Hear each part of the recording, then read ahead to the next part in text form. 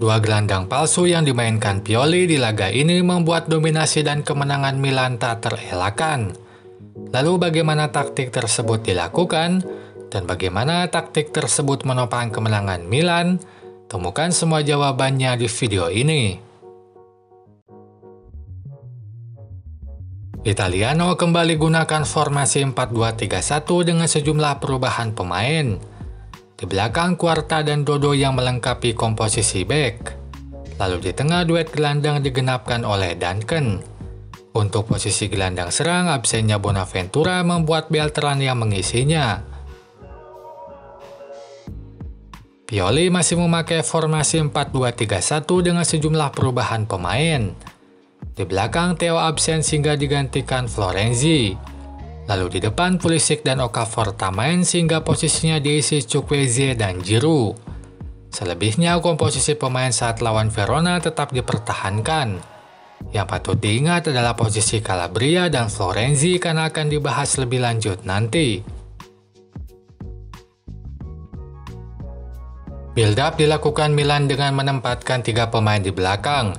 2 bek tengah dan 1 gelandang menjadi penerima bola pertama. Tampak Theo dan Tomori ditemani Bennacer di belakang. Lalu kemanakah 2 fullback? Calabria dan Florenzi dijadikan gelandang saat build-up dan menyerang. Mereka ada di tengah bukan di sisi lapangan. Hanya saat bertahan saja mereka jadi back. Hadapi hal tersebut, Fiorentina lakukan high block. Mereka menekan lawan sejak awal. Tampak pemain terdepan Fiorentina menekan 3 pemain terbelakang Milan. Hanya saja tekanan tersebut berhenti saat Megmenyo menguasai bola. Mereka membatasi tekanan dan batasan tersebut ada pada kiper. Hal tersebut pun dimanfaatkan Pioli dengan banyak melibatkan Megmenyo saat build-up. Sehingga Milan bisa lakukan build-up di belakang tanpa tekanan. Ini berimplikasi pada 2 hal. Pertama, Bennacer tidak lagi sejajar dengan bek tengah dan kembali ke posisi aslinya di gelandang. Ia kini menemani Calabria di tengah. Kedua, Milan bisa lebih leluasa alirkan bola ke lini tengah karena keterlibatan Megmenyo pun membuat opsi penerima bola lebih banyak. Sebab Milan jadi unggul jumlah pemain. Saat Megmenyo ikut membuild-up, Milan miliki 11 pemain yang mainkan bola dihadapi 10 lawan yang mengejar. Karena kiper lawan tidak mungkin ikut mengejar bola. Situasi tersebut membuat Milan jadi tim yang unggul penguasaan bola. Mereka sempat unggul 60% berbanding 40% milik Fiorentina. Padahal Fiorentina adalah salah satu tim dengan tingkat penguasaan bola tertinggi di Serie A. Mereka selalu unggul dalam penguasaan bola bahkan saat lawan Inter dan Juventus. Tapi Milan bisa ungguli mereka cukup jauh. Penyebabnya adalah build-up yang dibangun Milan di laga ini tak relevan dengan tekanan yang Fiorentina siapkan. Winger yang harusnya menekan fullback di sisi lapangan tak bisa lakukan hal tersebut. Sebab Milan memindahkan 2 fullbacknya ke tengah. Itu membuat Fiorentina lemah dalam pressing sehingga Milan bisa leluasa menguasai bola. Dijadikannya fullback sebagai gelandang membuat Pioli jadikan kedua pemain sayap yang menerima bola di belakang saat build-up.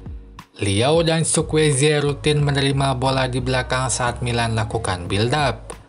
Tapi Pioli biasanya menempatkan Leao tetap di depan baik saat bertahan maupun menyerang. Sebab Leao sangat diandalkan saat serangan cepat dilakukan. Maka khusus untuk sisi kiri terdapat variasi pengisi sisi tersebut. Ada 2 pemain yang rutin gantikan Leao di sisi tersebut agar Leao tetap di depan. Yang pertama adalah Reinders. Kadang ia ada di sisi kiri dalam untuk menerima bola. Nah, Reinders sendiri sebenarnya tak hanya ada di sisi kiri saat build up di belakang tapi juga saat menyerang.